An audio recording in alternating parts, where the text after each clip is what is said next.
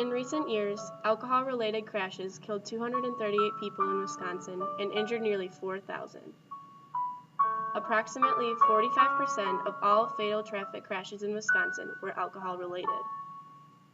More than 20% of speed-related fatalities were on roads posted at 35 miles per hour or less. Now join us as we enter the mind of a man who has first-hand knowledge of what it's like to be a statistic.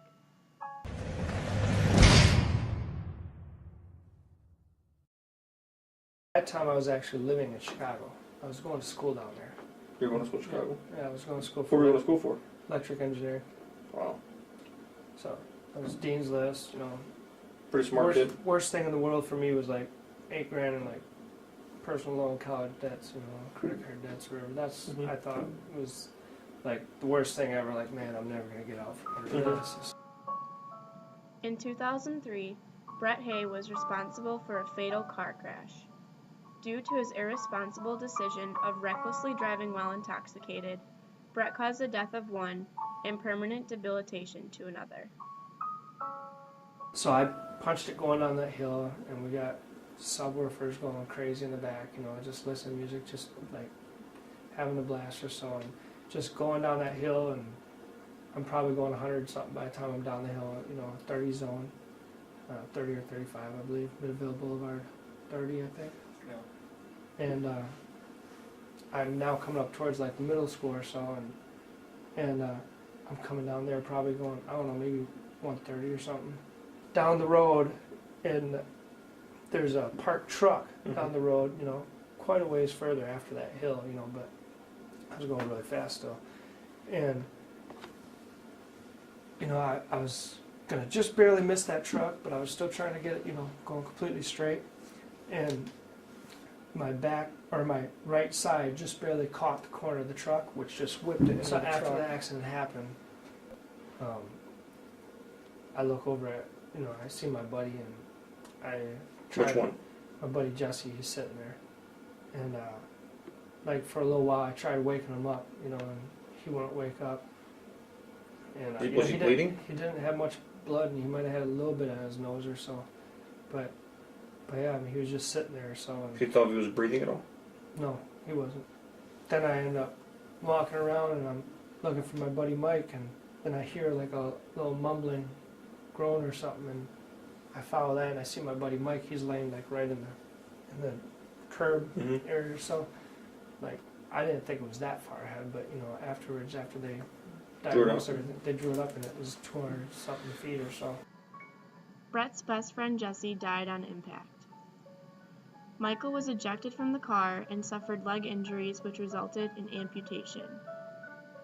Brett remains in prison. So my stance like that I had was, you know, I was a college kid. You know, I just liked to party.